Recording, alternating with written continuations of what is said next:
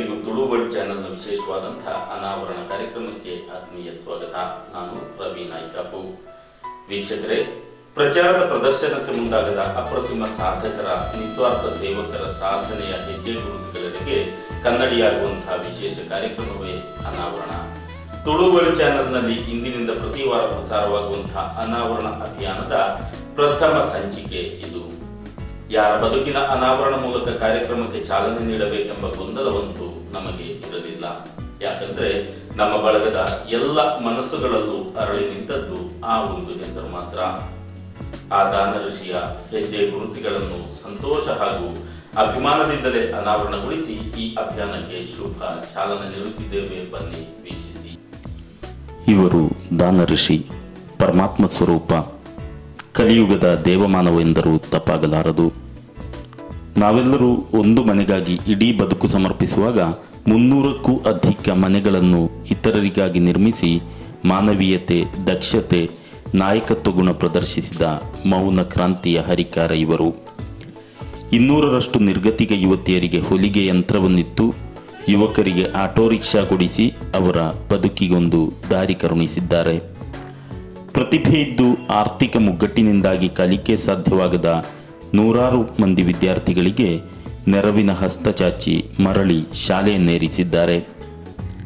ನೀರಿಗಾಗಿ ಪರದಾಡುತ್ತಿದ್ದ ಅನೇಕ ಕುಟುಂಬಗಳ ಮನೆ ಅಂಗಳಕ್ಕೆ ನಲ್ಲಿ ನೀರಿನ ಸಿಂಚನಗೈದಿದ್ದಾರೆ.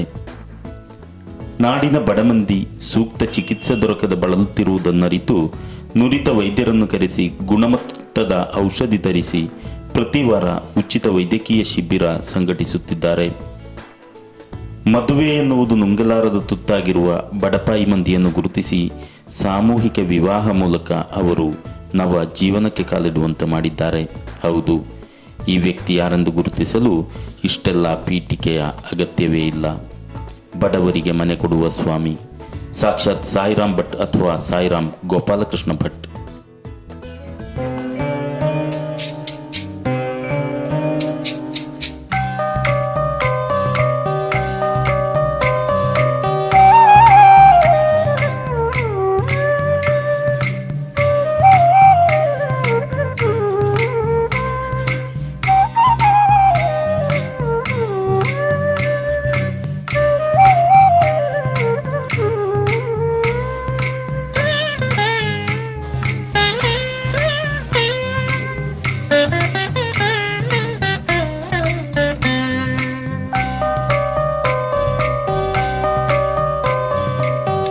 ಎಲ್ಲೋ ಹುಡುಕಿದೆ ಇಲ್ಲದ ದೇವರ ಕಲ್ಲು ಮಣ್ಣುಗಳ ಗುಡಿಯೊಳಗೆ. ಎಲ್ಲೋ ಹುಡುಕಿದೆ ಇಲ್ಲದ ದೇವರ ಕಲ್ಲು ಮಣ್ಣುಗಳ ಗುಡಿಯೊಳಗೆ. ಇಲ್ಲೇ ಇರುವ ಪ್ರೀತಿ ಸ್ನೇಹಗಳ, ಇಲ್ಲೇ ಇರುವ ಪ್ರೀತಿ ಸ್ನೇಹಗಳ ಗುರುತಿಸದಾದೆನು ನಮ್ಮೊಳಗೆ. ಎಲ್ಲೋ ಹುಡುಕಿದೆ ಇಲ್ಲದ ದೇವರ ಕಲ್ಲು ಮಣ್ಣುಗಳ ಗುಡಿಯೊಳಗೆ.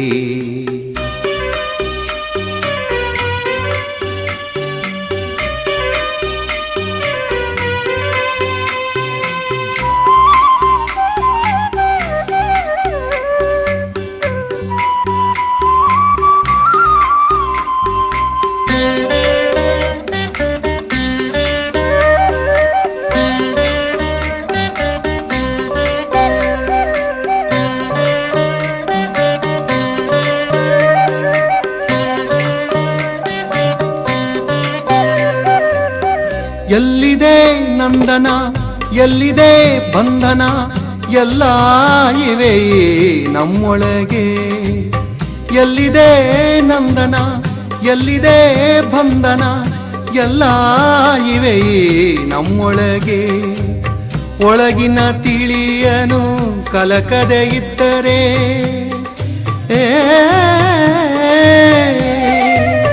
ಒಳಗಿನ ತಿಳಿಯನು ಕಲಕದೆ ಇದ್ದರೆ ಅಮೃತದ ಸವಿದೆ ನಾಲಗೆಗೆ, ಅಮೃತದ ಸವಿದೆ ನಾಲಗೆಗೆ. ಎಲ್ಲೋ ಹುಡುಕಿದೆ ಇಲ್ಲದ ದೇವರ ಕಲ್ಲು ಮಣ್ಣುಗಳ ಗುಡಿಯೊಳಗೆ.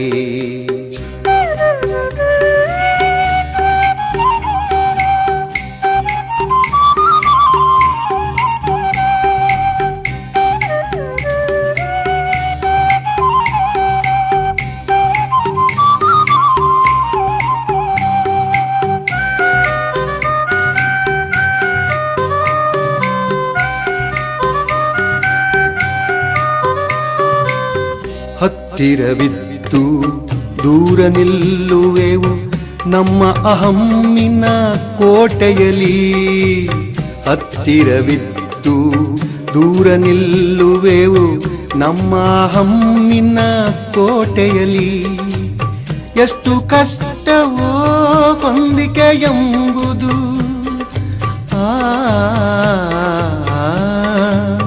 ಎಷ್ಟು ಕಷ್ಟವೋ ಹೊಂದಿಕೆ ಎಂಬುದು 4 ದಿನದ ಈ ಬದುಕಿನಲ್ಲಿ, 4 ದಿನದ ಈ ಬದುಕಿನಲ್ಲಿ.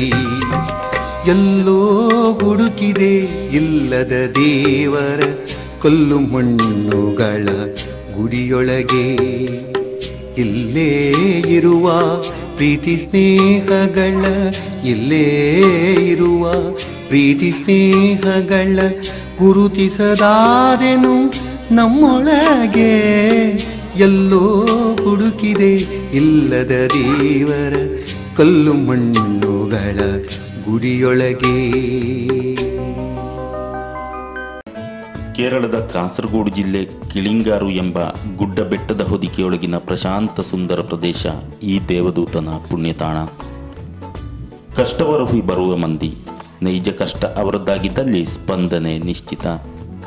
81ರ ಹರೆಯದ ಸಾಯಿರಾಮ್ ಭಟ್ ಅಶರಣರತ್ತ ಇನ್ನೂ ದಾನಗಂಗೆಯನ್ನು ಹರಿಸುತ್ತಲೇ ಇದ್ದಾರೆ, ಯಾವುದೇ ಪ್ರಚಾರದ ಪ್ರದರ್ಶನವಿಲ್ಲದೆ. ಇಷ್ಟಕ್ಕೂ ಅವರು ಕೋಟಿಗಳ ಒಡೆಯನೆಂದು ತಿಳಿದುಕೊಂಡಿದ್ದೀರಾ? ಹೌದು, ಕೋಟಿಗಳ ಒಡೆಯನೇ ಹೌದು, ಆದರೆ ಸಂಪತ್ತಿನಿಂದಲ್ಲ, ಮಾನವೀಯತೆಯಿಂದಷ್ಟೇ. 6 ತಲೆಮಾರಿಗೆ ಬೇಕಾಗುವಷ್ಟು ಆಸ್ತಿ ಅವರಲ್ಲಿಲ್ಲ. ಐಷಾರಾಮಿ ಬಂಗಲೆ, ಕಾರುಗಳಿಲ್ಲ. ಕೇವಲ ಕೃಷಿಕ, ಅಗತ್ಯಕ್ಕೆ ತೆಂಗು ಅಡಿಕೆಯುಳ್ಳ ಜಮೀನು, ದೈವತ್ವವಾಗಿ ಸಿದ್ಧಿಸಿದ ಮಂತ್ರವಿದ್ಯೆ, ಜ್ಯೋತಿಷ್ಯದ ಅರಿವು, ಹಾಗೆ ದೊರಕುವ ಪುಟ್ಟ ಆದಾಯದ ಬಹುದೊಡ್ಡ ಭಾಗ, ಉನ್ನತ ಉದ್ಯೋಗದಲ್ಲಿರುವ ಮೊಮ್ಮಕ್ಕಳ ಸಂಪಾದನೆಯ ಚಿಕ್ಕದಲ್ಲದ ಪಾಲು, ಇವನ್ನು ಒಟ್ಟುಗೂಡಿಸಿ ನಿಯಮಿತವಾಗಿ ಸಮಾಜಕ್ಕೆ ಎರೆಯುತ್ತಾರೆ.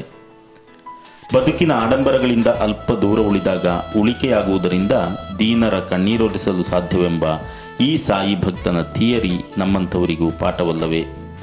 ಬಂಧುಗಳೇ, ನಮ್ಮ ನಿತ್ಯ ಪ್ರಯಾಣ ಐಷಾರಾಮಿ ಕಾರಿನಲ್ಲಾಗಿರಬಹುದು, ಬಂಗಲೆಯ ಪ್ರತಿಷ್ಠೆಗೆ ತಕ್ಕುದಾದ ಬ್ರ್ಯಾಂಡೆಡ್ ಬಟ್ಟೆ ಬರೆ ಧರಿಸುತ್ತಿರಬಹುದು, ಆದರೆ ಕನಿಷ್ಠ ದರದ ಬಿಳಿ ಅಂಗಿ, ಕಡ್ಡಾಯವಾಗಿ 4 ಮೊಳದ ಬಿಳಿ ಪಂಚೆ ಅವರ ವೇಷ, ಎಕ್ಕಡವಿಲ್ಲದ ಬರಿಕಾಲ ನಡಿಗೆ, ಪ್ರಯಾಣಕ್ಕೆ ಬಾಡಿಗೆಯ ಆಟೋ ರಿಕ್ಷಾ, ಹಳೆಯ ಎವರಡಿ ಟಾರ್ಚ್ ಲೈಟ್ ಆ ಸರಳತೆಗೆ ಸಾಕ್ಷಿ.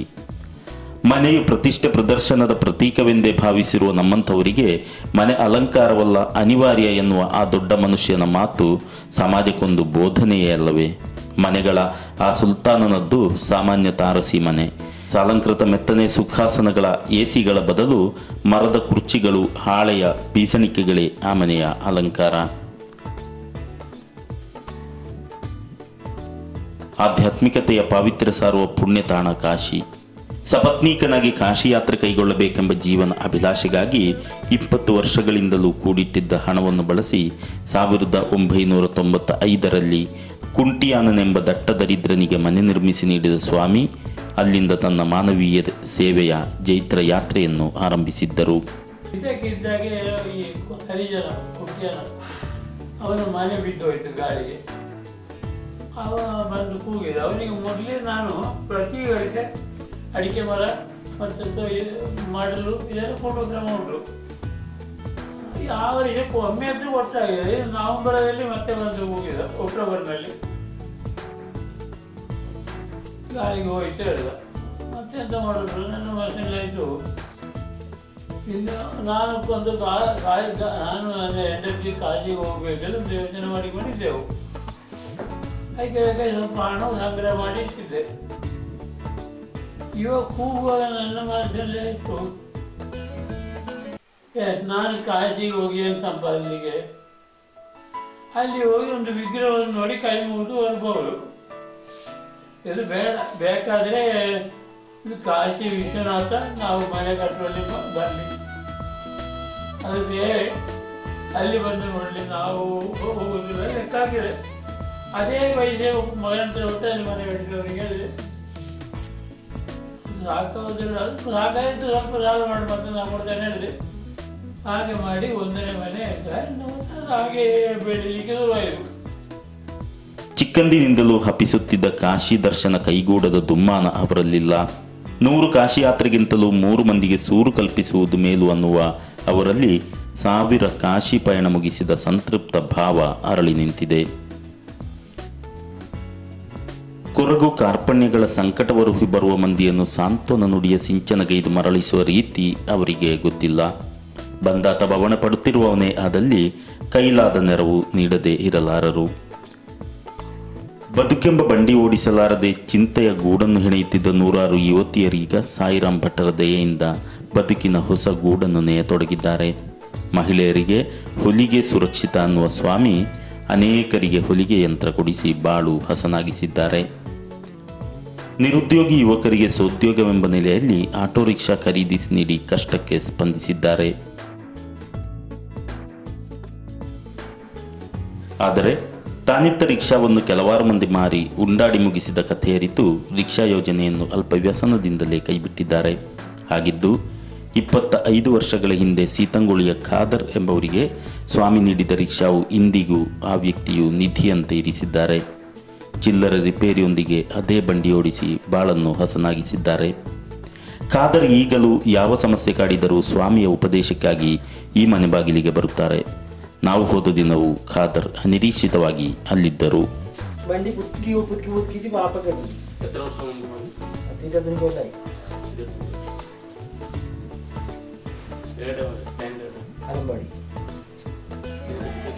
ನಾನೊಮ್ಮೆ ಅವರ ಮನೆಗೆ ಹೋಗಿದ್ದೆ. ಇವರ ತಂಗಿಗೆ ಸುಖ ಇಲ್ಲ ಇದೆ ನೋಡ್ಲಿಕ್ಕೆ ಹೋಗಿದ್ದೇನೆ. ಹೋಗಿ ನೋಡುವಾಗ ಹತ್ತಿರದ ಮನೆಗಳಲ್ಲೆಲ್ಲ ಸರಸರದ ಲೈಟ್ಗಳೆಲ್ಲ ಕಾಣ್ತದೆ. ಮುಸ್ಲಿಂ ಏರಿಯಾ ಅಲ್ವಾ, ಇವರು ಒಂದು ಮನೆ ಮಾತ್ರ ಚಿಮಣಿ ದೀಪ. ಅದು ಕಾಣಿ ಮನೆಗೆ ಮುಚ್ಚಲಿಲ್ಲ. ಅದು ಕಾಣುವ ಬೇಸರ ಆಯಿತು. ಅವನ ತಂಗಿಗೆ ಬೇಕಾದ್ರೆ ನೋಡಿ ಸರಿ ಮಾಡಿ ಕೊಟ್ಟರು. ಕೂಡಲೇ ಸರಿ ಮಾಡಿ ಕೊಟ್ಟಿದ್ದೇನೆ. ಯಾಕೆನೋ ಮೈ ಮೇಲೆ ಒಂದು ಅದೆಲ್ಲ ಹೋಯ್ತು. ಮತ್ತೆ ಬರುವಾಗ ಮನೆಗೆ ಬಾರಿ ಹೇಳಿ ಹೋದೆ, ನಾಳೆ ಮರುದಿವಸ ಬರುವಾಗ ಈ ರಿಕ್ಷಾ ಕೊಟ್ಟರು. ಅದು ಈಗಲೂ ರಿಕ್ಷಾವೇ ಉಂಟು. ಮಕ್ಕಳಿಬ್ಬರು ಕಲ್ಪನೆಯಲ್ಲಿದ್ದಾರೆ, ಅದ್ರ ರಿಕ್ಷಾ ಓಡಿಸುವುದೇ.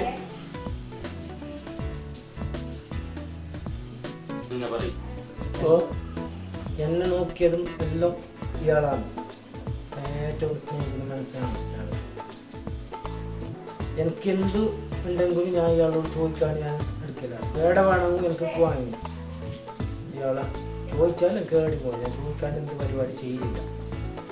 വീട്ടോടെ എനിക്ക് എന്ത് ബുദ്ധിമുട്ടിയിട്ട് എല്ലാ കാര്യവും എനിക്ക് ചെയ്യാൻ. ಒಂದು ದಿನ ಎತ್ತಲೋ ತೆರಳಿ ಆಟೋದಲ್ಲಿ ಮರಳುತ್ತಿದ್ದರು ಸ್ವಾಮಿ. ಸೂರ್ಯನು ಪಶ್ಚಿಮ ತೀರದತ್ತ ಇಳಿಯುತ್ತಲೇ ಇದ್ದಾನೆ. ಲಲನೆಯರು, ಕೈಕಾಲು ಬಲಿತಿಲ್ಲದ ಬಾಲಕರು 2 ನೀರ ತಂಬಿಗೆಗಳನ್ನು ಹೊತ್ತು ಸಾಗುತ್ತಿದ್ದಾರೆ. ಆಟೋ ನಿಲ್ಲಿಸಿ ಪ್ರಶ್ನಿಸಿದಾಗ ಅವರ ದುರಿತದ ಆಳ ಅರಿವಾಯಿತು. ಸಾಯಿರಾಮ್ ಭಟ್ ಹೇಳುತ್ತಾರೆ, ಆಗ ನನ್ನಲ್ಲಿದ್ದುದು 10,000 ರೂಪಾಯಿ ಮಾತ್ರ. ಮನೆಯಲ್ಲಿ ಮಗನಿದ್ದ. ಬಡಮಂದಿಯ ನೀರಿನ ತತ್ವಾರ ನೀಗಲು ಕೊಳವೆ ಬಾವಿ ತೋಡುವ ವಿಷಯ ಪ್ರಸ್ತಾಪಿಸಿದೆ. ಹೇಳಿದ ಮಾತ್ರಕ್ಕೆ ಮಗನು ದುಡ್ಡಿಗೆ ಬೆನ್ನೆಲುಬಾದ. ಮಾರನೇ ದಿನವೇ ಸೂರ್ಯನು ಪಡವಣ ದಿಕ್ಕಿಗೆ ಇಳಿಯುವ ಮುನ್ನ ಅಲ್ಲಿ ಕೊಳವೆ ನೀರು ರೆಡಿ. ಆದರೆ ಸ್ವಾಮಿ ತೃಪ್ತರಲ್ಲ. ಒಂದೆಡೆ ತೋಡಿದ ಕೊಳವೆ ಬಾವಿಯಿಂದ ಪೂರ್ಣ ಪರಿಹಾರ ಸಾಧ್ಯವಿಲ್ಲ. ಆ ಜನರ ಮನೆ ಅಂಗಳಕ್ಕೆ ನೀರಿನ ತಂಪೆರಚಬೇಕು. ಕೈಯಲ್ಲಿ ದುಡ್ಡಿಲ್ಲ. ಬಳಿಯ ಬ್ಯಾಂಕನ್ನು ವಿಚಾರಿಸಲಾಗಿ ಹಸಿರು ನಿಶಾನೆ ತೋರಿಸಲಾಯಿತು. ಜೊತೆಗೆ ಬದಿಯಡ್ಕ ಪಂಚಾಯತಿನ ನೆರವನ್ನು ಕೋರಲಾಗಿ ನಿಧಿ ಮಂಜೂರಾಯಿತು. ಹಾಗೆ ಅನೇಕ ಮನೆಯಂಗಳಕ್ಕೆ ಕುಡಿಯುವ ನೀರು ಹರಿಯಿತು. ಕೊಡವೆತ್ತಿ ಗುಡ್ಡವೇರುತ್ತಿದ್ದ ಬಡಮಂದಿಗದು ಅನಿರೀಕ್ಷಿತ ಅನುಗ್ರಹವಾಯಿತು. ಒಟ್ಟು 11ರಷ್ಟು ಕುಡಿಯುವ ನೀರು ಯೋಜನೆಗಳು ಹಂತ ಹಂತವಾಗಿ ಕಾರ್ಯಗತವಾದವು.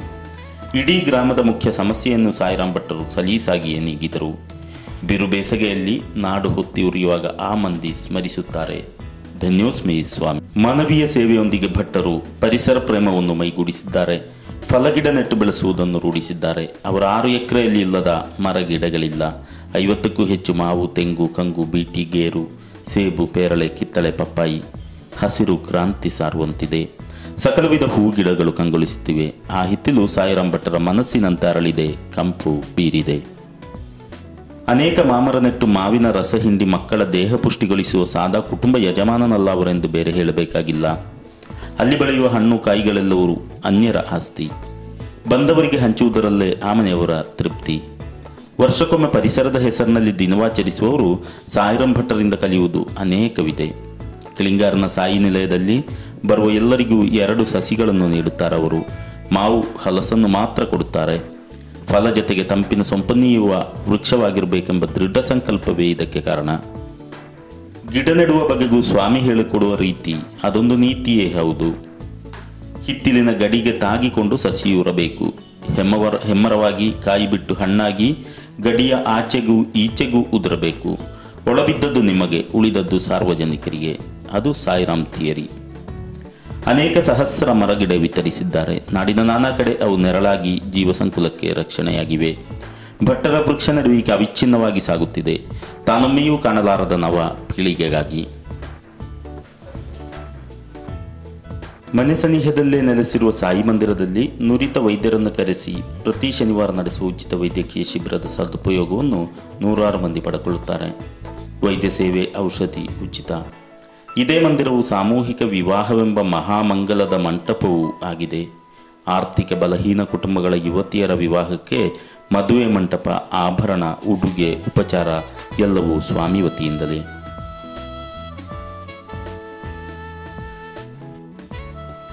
ಪುರೋಹಿತ ಕೃಷ್ಣ ಭಟ್, ಸುಬ್ಬಮ್ಮ ದಂಪತಿಯ 4 ಮಕ್ಕಳಲ್ಲಿ ಕಿರಿಯವರಾದ ಸಾಯಿರಾಮ್ ಭಟ್ ಆಧ್ಯಾತ್ಮಿಕ ಬದುಕನ್ನು ಸಾಗಿಸುತ್ತಿದ್ದಾರೆ. 13ನೇ ವಯಸ್ಸಿನಲ್ಲಿ ಆಂಜನೇಯನ ಆರಾಧನೆ ಆರಂಭಿಸಿ ದಶಕಗಳ ಏಕಾಗ್ರಚಿತ್ತ ಧ್ಯಾನದಿಂದ ಹನುಮಂತನ ಸಾಕ್ಷಾತ್ಕಾರ ಅವರಿಗಾಗಿತ್ತು. ಅವರೋರ್ವ ಅಪ್ಪಟ ಸಾಯಿ ಭಕ್ತ.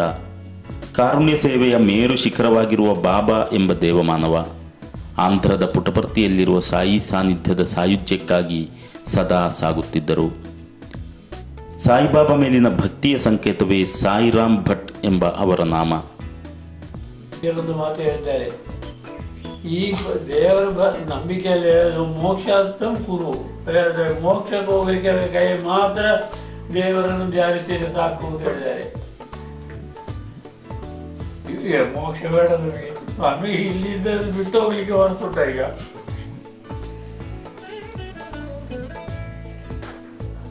ಇದ್ದ ಸಂಪತ್ತನ್ನು ಬಿಟ್ಟು ಹೋಗ್ಲಿಕ್ಕೆ ಮನಸ್ಸಿಲ್ಲ.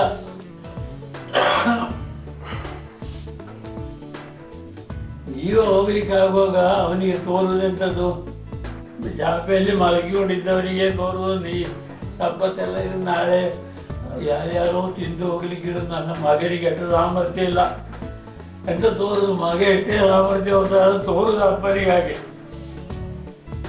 ರೀತಿಯಲ್ಲಿ ಈ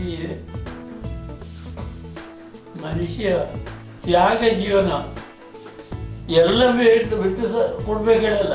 ಆದರೂ ಒಂದು ರೀತಿಯ ತ್ಯಾಗ ಜೀವನ ಅನ್ನೋದನ್ನು ಅಭ್ಯಾಸ ಮಾಡಿಕೊಂಡ್ರೆ ಅವರ ನೆರೆ ಎಲ್ಲ ಒಳ್ಳೆಯದಾಗ್ತದೆ. ಆಸ್ಪಾಸಿನಲ್ಲಿ ಎಲ್ಲರನ್ನೂ ಒಳ್ಳೆಯದು ಮಾಡಲಿಕ್ಕೆ ಸಾಧ್ಯ ಉಂಟು.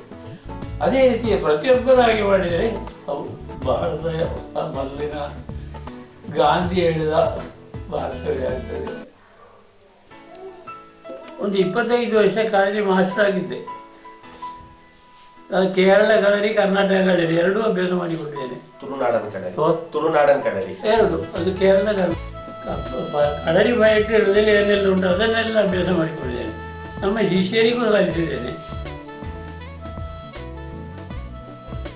ಸಾಯಿಬಾಬಾ ಮೇಲಿನ ಭಕ್ತಿಯ ಸಂಕೇತವೇ ಸಾಯಿರಾಮ್ ಭಟ್ ಎಂಬ ಅವರ ನಾಮ. ಬಾಬಾರ ಸೇವಾ ಹಾದಿಯಿಂದ ಪ್ರೇರೇಪಿತನಾಗಿದ್ದೇನೆ. ಆ ಸೇವಾ ಶಿಖರದ ಮುಂದೆ ತನ್ನದೇನೂ ಅಲ್ಲವೆನ್ನುವ ವಿನಯವು ಭಟ್ಟರ ದೊಡ್ಡತನಕ್ಕೊಂದು ಕೈಗನ್ನಡಿ. ಸಂಸಾರದಲ್ಲಿದ್ದುಕೊಂಡೇ ಸನ್ಯಾಸ ಸದೃಶ ಸರಳ ಬದುಕು ಅವರದು. ಧರ್ಮಪತ್ನಿ ಶಾರದಮ್ಮ ಮಾನವೀಯತೆಯ ತುಂಬಿದ ಕೊಡ. ಪುತ್ರ KN ಕೃಷ್ಣ ಭಟ್ ಕೂಡ ದೀನರ ಕಣ್ಣೀರೊರೆಸುವ ತಂದೆ ಹಾದಿಯನ್ನೇ ನೆಚ್ಚಿಕೊಂಡು ನಿಷ್ಠೆಯಿಂದ ಮುಂದುವರಿಯುತ್ತಾರೆ. ಕೃಷ್ಣ ಭಟ್ಟರು ಸದ್ಯ ಬದ್ದಿಡ್ಕ ಗ್ರಾಮ ಪಂಚಾಯತಿನ ಜನಾನುರಾಗಿ ಅಧ್ಯಕ್ಷರು. ಕೃಷ್ಣ ಭಟ್ಟರ ಸಹಧರ್ಮಿಣಿ ಶೀಲಾ ಕೆ ಭಟ್ ಅವರು ಕೂಡ ಹಿಂದೆ ಪಂಚಾಯತ್ ಸದಸ್ಯೆಯಾಗಿ ಜನಸೇವೆ ಮಾಡಿದವರು. ಸಾಯಿರಾಮ್ ಭಟ್ಟರಿಗೆ ಶ್ಯಾಮಲಾ, ವಸಂತಿ ಎಂಬ 2 ಹೆಣ್ಮಕ್ಕಳು, 6 ಮಂದಿ ಮೊಮ್ಮಕ್ಕಳು. ಉತ್ತಮ ಉದ್ಯೋಗದಲ್ಲಿರುವ ಮೊಮ್ಮಕ್ಕಳೆಲ್ಲ ನಿಯಮಿತವಾಗಿ ಅಜ್ಜನಿಗೆ ಹಣ ಕಳುಹಿಸುತ್ತಾರೆ. ಅಜ್ಜನ ಕುಟುಂಬದ ಖರ್ಚಿಗಲ್ಲ, ಸಮಾಜ ಸೇವೆಗೆ ತಮ್ಮ ಪಾಲಿನ ಕೊಡುಗೆಯಾಗಿ.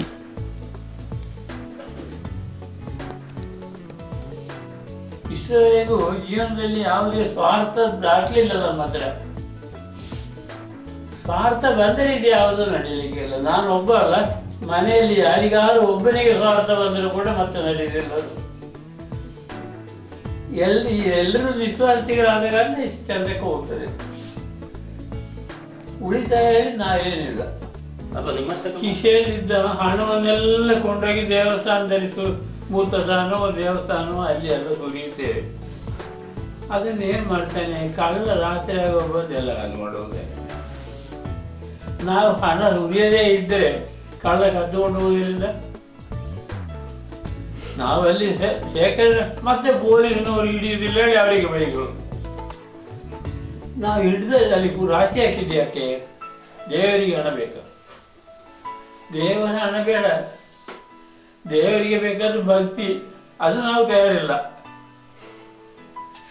ಅದು ನಾವಿಬ್ಬರು ಇದೆಲ್ಲ ಅಲ್ಲಿ ಕೊಂಡೇ ಹಾಕೋದು. ಅವಾಗೆಲ್ಲ ಸರಿ ಆಗ್ತದೆ, ಏನು ಸರಿ ಆಗೋದಿಲ್ಲ. ಅದು ಇದ್ದಕ್ಕಿದ್ದಾಗೆ ಬಂದದ್ದು ನೋಡಿ. ಹಾಗೆ ಬಂದು ಶುರುವಾದ್ದು. ಒಂದು ಲೆಕ್ಕದಲ್ಲಿ ಅವ ನಮಗೊಂದು ಪ್ರಚೋದನೆ ಕೊಟ್ಟಾಗ ಆಗಿದೆ. ಹೀಗೊಂದು ಮಾಡಬಹುದು ಹೇಳಿ ಪ್ರಚೋದನೆ ಕೊಟ್ಟಾಗಿದೆ. ಮತ್ತೆ ಈ ಕಾಶಿಗೆ ಹೋಗಬೇಕಲ್ಲ ಯೋಚನೆ ಬಿಟ್ಟೋಯ್ತು. ಯಾಕೆ? ನಾನು ಅನಿಸ್ತದೆ ಅಲ್ಲಿ ಹೋಗಿ ಈ ಕೆಲವು ಕಾಲದ ಮೂರ್ತಿಗಳಿಗೆಲ್ಲ ನಾವು ಕೈ ತಮಾಷೆ ಮಾಡೋದಲ್ಲ, ಕೆಲವು ಮೂರ್ತಿಗಳಿಗೆಲ್ಲ ನಾವು ನಮಸ್ಕಾರ ಮಾಡ್ಬೋದು. ಹೋಗಿ 1 ದಿವಸ 2 ದಿವಸ ಅಲ್ಲಿ ಇದ್ದು ಆ 2 ದಿವಸ ಮನಶಾಂತಿ ಇರ್ಬೋದು. ಬರುವಾಗ ನಮಗೆ ಸಿಕ್ಕುವಂಥ ದುಃಖ ಸುಮಾರು ಕಾಯಿಯಿಂದ ಹೋಯ್ತು. ನಮ್ಮ ಮನೆಯಲ್ಲಿ ಏನಾಯ್ತು ಏನೋ, ಅದು ಕಾಯಿಯಿಂದ ಬರುವಾಗ ದುಃಖ. ಮತ್ತೆ ಯಾಕೆ ಅಲ್ಲಿಗೆ ಹೋಗಬೇಕು?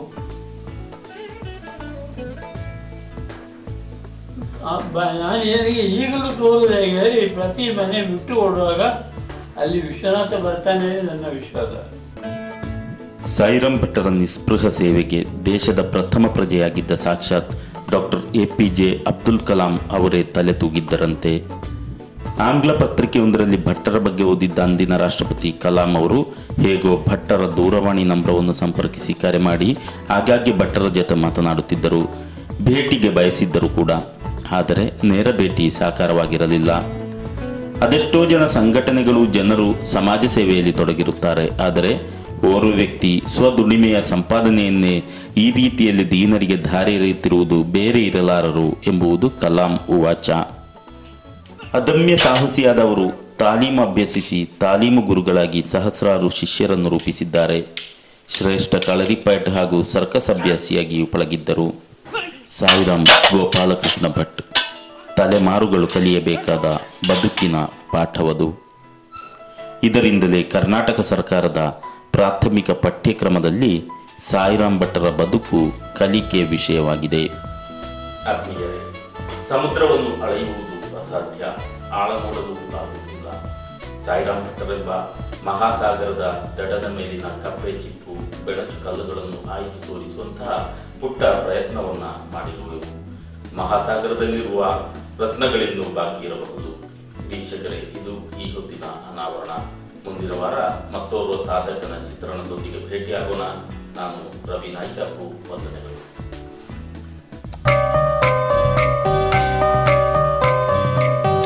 ಎಲ್ಲೋ ಹುಡುಕಿದೆ ಇಲ್ಲದ ದೇವರ ಕಲ್ಲು ಮಣ್ಣುಗಳ ಗುಡಿಯೊಳಗೆ.